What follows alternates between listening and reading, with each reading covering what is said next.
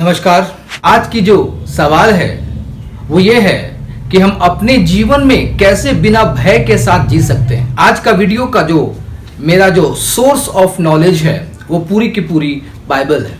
मैं अपने प्रभु यीशु मसीह को, जो जीवित परमेश्वर है, उन्हें अपने पूरे मन से, पूरे शक्ति से, पूरे सामर्थ से उनको धन्यवाद देता हूं, जिन्होंने मुझे ताकत, बुद्धि, बल और ज्ञान दिया ताकि मैं इस काम को कर सकूं। मैं उन्हें सत सत प्रणाम और उन्हें धन्यवाद देता हूं। इस वीडियो की शुरुआत मैं एक कहानी के साथ आपको कहना चाहता हूं। एक राजा था और उसकी 4 पत्नियां थी। राजा एक बहुत ही बड़ा बीमारी से ग्रसित हो गया और वो मरने पर था। राजा की एक इच्छा थी कि आफ्टर लाइफ, मरने के बाद, कोई एक पत्नी उसके साथ चले। राजा ने अपनी चौथी पत्नी से, जिससे वो बहुत ही ज्यादा प्यार करता था और अलग अलग कीमती आभूषण से, कपड़ों से उसको देकर के सजाता था उसे और बहुत ज्यादा प्यार करता था, कहा, महारानी, क्या आप मेरे साथ मरने के बाद चलिएगा? महारानी ने स्पष्ट डायरेक्ट रूप में आंसर दिया, मैं आपके साथ नहीं जा सकती। राजा को बहुत धक्का लगा। उन्होंने उसी उदास भरा निगाहों से तीसरी पत्नी की ओर देखा और कहा, रानी, क्या आप मेरे साथ चलिएगा मरने के बाद? रानी ने कहा, राजा जी, मैं आपसे प्यार तो बहुत करती हूं, मगर इतना भी प्यार नहीं करती कि आपके साथ मरूं और आपके लिए अपना प्राण दे करके आपके साथ में जाऊं। मैं आपके साथ नहीं जा सकती। इनफैक्ट मैं आपके मरने के बाद दूसरी शादी भी कर लूंगी। और ये वो पत्नी थी जिसको राजा लग्जरी आइटम से और हर तरह के प्रॉपर्टीज से उसे बहुत ही खुश किया था। दूसरी रानी की ओर निगाह भरे देख करके कहा, क्या आप मेरे साथ मरने को तैयार हैं? दूसरी रानी ने कहा, राजा जी, मैं आपसे प्यार तो बहुत करती हूं, लेकिन आपके साथ मर नहीं सकती।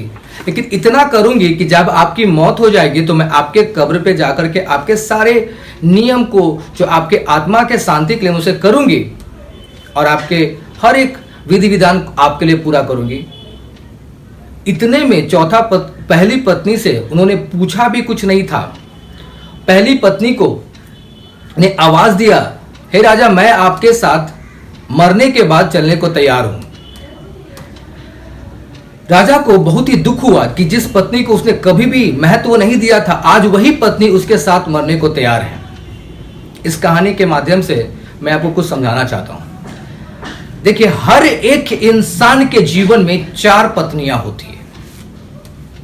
सबसे पहला पत्नी है उसका शरीर। जब एक इंसान का मौत होता है तो सबसे पहले कोई त्यागता है तो वह है शरीर, जिस पे हम सबसे ज्यादा मन लगाते हैं और उसे हर प्रकार से हम संवारते हैं, सजाते हैं, बहुमूल्य कीमती आभूषण से और हर तरह के कॉस्मेटिक मटेरियल से, ताकि हम अच्छे दिखे। और लेकिन ऐसा कुछ नहीं होता, वो शरीर नाश हो जाता है और सबसे पहले मरने के क्रम में वही हमें त्याग देता है। दूसरी पत्नी के रूप में हर एक इंसान के पास उसके लग्जरी आइटम्स, उसके बैंक अकाउंट, उसके प्रॉपर्टीज होते हैं, जिसके लिए वो बहुत कड़ी मेहनत करता है और हर प्रकार से उसे प्राप्त करने का यत्न करता है। लेकिन हकीकत, एक पैसा, एक कौड़ी भी अपने साथ नहीं ले जा सकता है। और फैक्ट यही है, जब इंसान मर जाता है तो प्रॉपर्टी ट्रांसफर हो जाता है किसी के पास में। तीसरी पत्नी के तौर पे हर एक इंसान के पास उसके दोस्त और उसके रिश्तेदार हैं, जो मरने के बाद उनके कब्र तक जाते हैं, उनके विधि विधान में शामिल होते हैं, लेकिन उनके साथ नहीं जा सकते हैं। लेकिन एक है जिसका हम सबसे कम चिंता करते हैं और जो सबसे इंपॉर्टेंट है, जो हमारे जीवन में भी है और मरने के बाद भी है, वो है आत्मा, जिसके हम सबसे कम परवाह करते हैं। वही हमारे साथ जाएगा। आज हम लोग इस आत्मा के विषय में कितना सोचते हैं। देखिए, जो चीज दिखता नहीं है, ऐसा नहीं है कि वो नहीं है, वो है। हम मानव के अंदर में एक खूबी है, जो हमें दिखता है उस पे हम ज्यादा ध्यान देते हैं और जो नहीं दिखता है उस पे हम बिल्कुल भी ध्यान नहीं देते हैं। आप कोई भी गलती कीजिएगा तो आपको अंदर से एक आत्मा आवाज देता है, जमीर आपको आवाज देता है कि ये गलती मत करो, चाहे कितना भी बड़ा क्रिमिनल ना हो।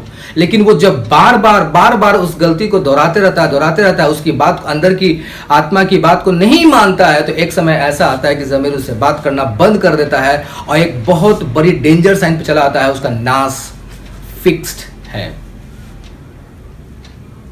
आज कुछ लोगों के अंदर में एक सोच है, चलो कुछ नहीं तो मर जाऊंगा मैं उन लोगों के लिए आज एक बात को स्पष्ट कर देना चाहता हूं, मौत कोई समस्या का समाधान नहीं है। मर जाना किसी भी प्रॉब्लम का सॉल्यूशन नहीं है। इनफैक्ट मैं आपको बहुत क्लियर कर देता हूं, मौत आपका काउंटडाउन, एक आफ्टर लाइफ होता है, उसका स्टार्टिंग है। जब परमेश्वर किसी का न्याय करता है ना, तो वो कोई भी इंसान हो, चाहे वो कितना भी बड़ा मंत्री से मंत्री क्यों ना हो, चाहे कितना भी बड़ा धनवान व्यक्ति क्यों ना हो, चाहे कितना भी बड़ा पावरफुल व्यक्ति क्यों ना हो, वो परमेश्वर के सामने जब खड़ा होता है तो परमेश्वर उसका न्याय उसके कामों के अनुसार करता है। आत्मा का न्याय होता है और उसके काम के अनुसार उसे स्वर्ग और नरक में जगह मिलता है। आज एक बहुत ही दुर्भाग्य है कि लोगों का कहना है कि स्वर्ग भी यही है, पृथ्वी भी यही है। शैतान ने लोगों को भरमा दिया है ये कह करके कि भाई स्वर्ग नरक कुछ नहीं होता है, जो करना है करो, जो बोलना है बोलो, जो इच्छा है करो।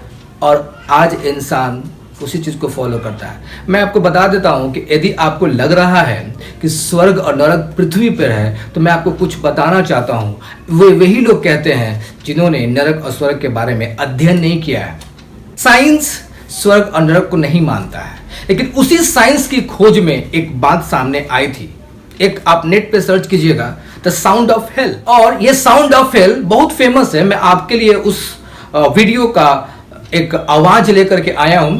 ये 17 सेकंड का आवाज है और मैं आप लोगों से रिक्वेस्ट करता हूं कि यदि आप बहुत डरने वाला व्यक्ति हैं तो मैं आपसे रिक्वेस्ट करता हूं कि इस पर्टिकुलर साउंड को जो अभी थोड़ी देर चलेगा उसको आप रात में ना सुने, क्योंकि ये आपको विचलित कर सकता है।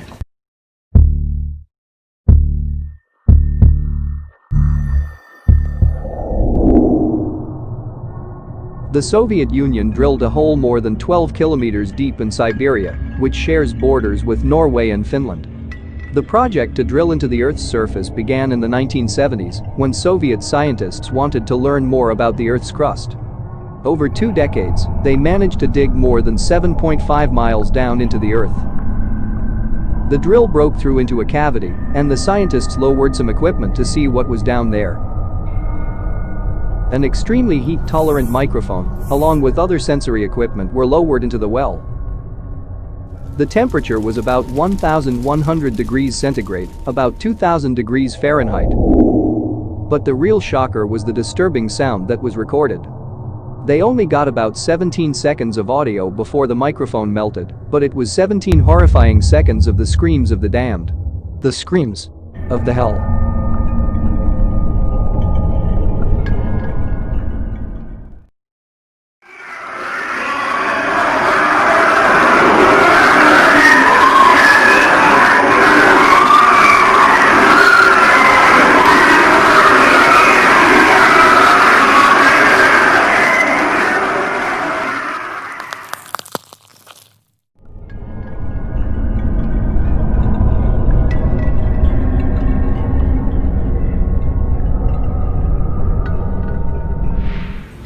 अब आप बताइए ये आवाज किसका था? ये कौन थे जो लोग चिल्ला रहे थे? खैर, साइंस भी उस बात को प्रमाणित नहीं कर सका और वो साउंड ऑफ हेल के नाम से फेमस हो गया। बाइबल में नरक के विषय में कहा गया है आग का झील। आप देखिएगा कि सूरज जो है एक स्टार है, जो साइंस में लोग पढ़ते हैं, वो सबसे नजदीकी स्टार है। ऐसे सूरज के जैसे कई स्टार्स और भी पाए जाते हैं। आज के डेट में हमारे पास टेलीस्कोप आ चुका है। उस टेलीस्कोप के माध्यम से हम सूरज को बहुत नजदीक से देख सकते हैं। तो वहां देखिए कि सिर्फ आग आग जैसे एकदम झील की तरह, एकदम पानी की तरह आपको दिखेगा वहां पे। ऐसे कई तारा है। आज पूरी की पूरी नेचर परमेश्वर के बारे में आपको बता रहा है, आपको चेतावनी दे रहा है कि आप समझ जाइए, सुधर जाइए। क्योंकि एक बार जब इस शरीर से आत्मा निकल जाता है, उसके बाद आपको सुधरने का मौका नहीं मिलेगा, आपका न्याय होगा। मैं आपको डराने के लिए बिल्कुल भी ये बातें नहीं कर रहा हूं। यदि आपको लग रहा है कि यह बात काल्पनिक है तो आप भ्रम में पड़े हुए हैं। आपके विश्वास ना करने से कुछ चीज बदलने वाला नहीं है। आपके विश्वास कर लेने से आज आपके पास मौका है। एक इंसान के जीवन में 2 दिन बहुत ही इंपॉर्टेंट होता है। पहला, जिस दिन उसका जन्म हुआ है। दूसरा, जिस दिन उसे यह पता चल जाए उसका जन्म क्यों हुआ है। आज हम सिर्फ और सिर्फ यह सोच करके जी लेते हैं कि चलो पृथ्वी में आ चुके हैं, जो मन में आता है सो कर लेते हैं। गलत। हमें खुद को समझना होगा। God has created us individually with unique characteristics in us. Individual जो शब्द है उसका मीनिंग होता है cannot be separated. हम परमेश्वर की बनाई हुई वो सृष्टि है जो बहुत ही अद्भुत है। एक एक व्यक्ति, एक एक पर्सन इंपॉर्टेंट है परमेश्वर के लिए। हर एक लोग, आप देखिएगा इतने सारे करोड़ों करोड़ों लोग पाए जाते हैं, सभी के अंदर में डिस्टिंक्ट फीचर है। मेरे समान इस दुनिया में और कोई नहीं है और ना मैं किसी के समान हूं। अब आ जाते हैं एक डर के विषय में। डर एक ऐसा इमोशन है जो कहीं ना कहीं किसी न किसी रूप में हर एक इंसान के अंदर में पाया जाता है। अब मैं आप लोगों के सामने कुछ बात को रखना चाहता हूं। डरना है या नहीं है? डर जरूरी है या नहीं है? देखिएगा, डर अगर पूरी तरह से कंप्लीट खत्म हो जाए तो इनडिसिप्लिन जो है ना पूरी की पूरी बढ़ जाएगा। फिर कानून का किसी को डर नहीं होगा। डर तो होना ही चाहिए। बुरे काम का नतीजा का डर होना ही चाहिए। और मैं आज इसी डर के विषय में आपके सामने कुछ बातें करना चाहता हूं। यदि हम कहते हैं कि मुझे डर नहीं है, मुझे किसी का परवाह नहीं है, मुझे परमेश्वर से डर नहीं है, तो आप थोड़ा सा गलत ट्रैक पे चले गए हैं। आपको तो डरना ही पड़ेगा। चलिए, मैं आपको बहुत ही क्लियर कट आपको इंफॉर्मेशन देता हूं कि डरना है या नहीं है। डरना है तो किससे डरना है और नहीं तो किससे नहीं डरना है। एक बात मैं आपको बहुत स्पष्ट रूप में क्लियर करना चाहता हूं। मेरे स्टेटमेंट को ध्यान सुनिएगा। ये कोई मेरी स्टेटमेंट नहीं है, ये बाइबल से लिया हुआ स्टेटमेंट है। उससे बिल्कुल भी मत डरना, उससे बिल्कुल भी मत डरना जो तुम्हारे शरीर को नुकसान कर सकता है। कभी मत डरना जो तुम्हारे शरीर को नुकसान कर सकता है। लेकिन उससे डरो जो तुम्हारे आत्मा और तुम्हारे शरीर दोनों को नाश कर सकता है। मैंने इससे पहले भी एक वचन बताया था, क्योंकि परमेश्वर ने जगत से ऐसा प्रेम किया क्योंकि उसने अपना इकलौता पुत्र दे दिया ताकि जो कोई उस पर विश्वास करे वो नाश ना हो परंतु अनंत जीवन पाए। ये विश्वास करने से नाश ना हो कैसे संभव है? हर एक इंसान जो जन्म लेता है उसका मृत्यु तो फिक्स्ड है। यहां पे आत्मा का नाश के बारे में चर्चा हो रही है। आप सोचिए, जब एक इंसान सुसाइड करता है तो उसे आत्महत्या कहा जाता है, उसे शरीर हत्या क्यों नहीं कहा जाता है?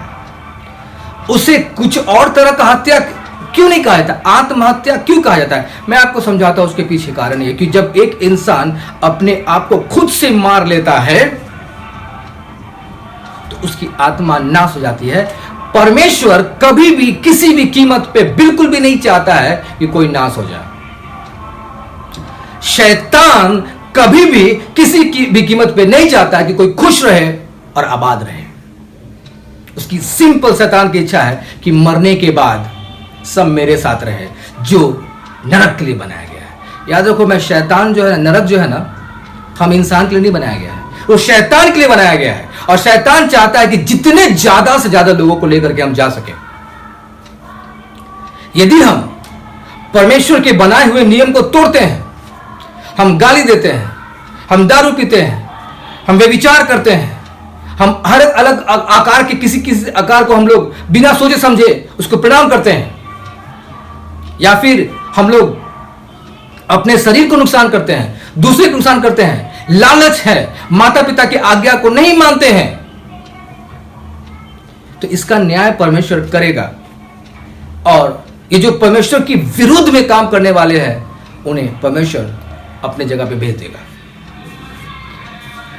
आज जरूर ये चिंता के विषय है, आप डरिए, परमेश्वर से डरिए, जरूरी है, लेकिन इंसान से कभी मत डरिएगा जो आपके सिर्फ और सिर्फ शरीर को नुकसान करता है और कोई चीज को नहीं। मेरा शरीर या किसी का भी शरीर आज नहीं तो कल चला जाएगा, लेकिन जो आत्मा है उसका दो ही ऑप्शन है उसके पास, या तो इटर्नल लाइफ या तो इटर्नल डेथ, या तो अनंत काल का जीवन या तो अनंत काल का मृत्यु। अनंत काल का जीवन स्वर्ग है, अनंत काल का मृत्यु नरक है। मैंने कई लोगों को मृत्यु के समय में कुछ अजीब तरीका से मरते हुए मैंने देखा है। एक इंसान, मैं नाम नहीं बताऊंगा, मर रहा था तो वो कहता है बचाओ बचाओ, मैं अंधेरा में जा रहा हूं, मैं जल रहा हूं, मुझे बचाइए मुझे बचाइए। ऐसे करके उन्होंने चिल्ला करके दम तोड़ दिया। डॉक्टर सब हैरान हो गए थे कि क्या बोल रहा है, इसको क्या हो रहा है। एसी रूम था वो, कहां गया।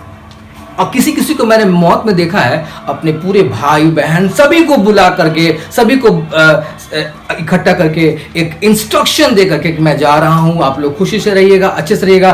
मैं देख रहा हूं, मुझे मेरे सामने सफेद है, उजाला है, परमेश्वर मुझे दिखाई दे रहा है। It proves that there is hell and heaven. हमें डरने की जरूरत है, हमें सोचने की जरूरत है। अगर हमें बिना डर के साथ जीना चाहते हो तो परमेश्वर से डरना सीखो। एक अल्टीमेट सॉल्यूशन मैं दे रहा हूं। If you want to live a fearless life in this world, learn to know how to fear God.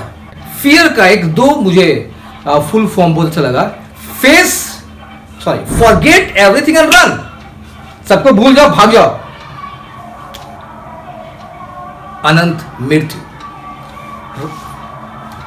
Face everything and rise. सबको सामना करो और आगे बढ़ो। आप किसी दुष्ट से डरिएगा ना तो वो आपको और डराएगा। अंधकार शैतान की ताकत है, उजाला परमेश्वर की ताकत है। अंधेरा में डर होता है, उजाला में जीवन होता है। आपको क्या फॉलो करना है ये आज आप खुद तय कर लीजिए। परमेश्वर का जो भय है उसके बारे में मैं कुछ आपको बताना चाहता हूं। देखिएगा, बहुत सारे लोगों को लगता है कि परमेश्वर का भय का मतलब होता है कि थर थर थर थर कांपना या कहीं भी जाकर के रोना, गिड़गिड़ाना। बिल्कुल नहीं। मैं आपको परमेश्वर का भय का मतलब कुछ समझाना चाहता हूं। परमेश्वर का भय मानना बुराई से दूर रहना है।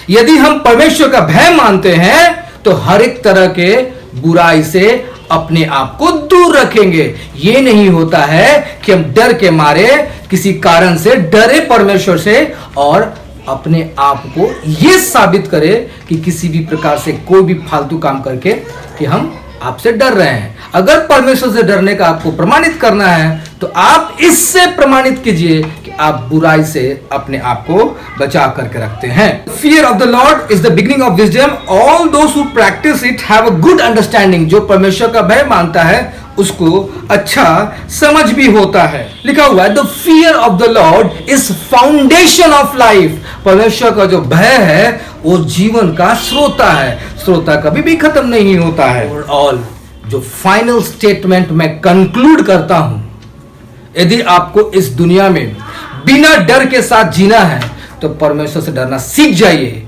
आप बिना डर के साथ जिएंगे, मैं आपसे वादा करता हूं। जय हिंद।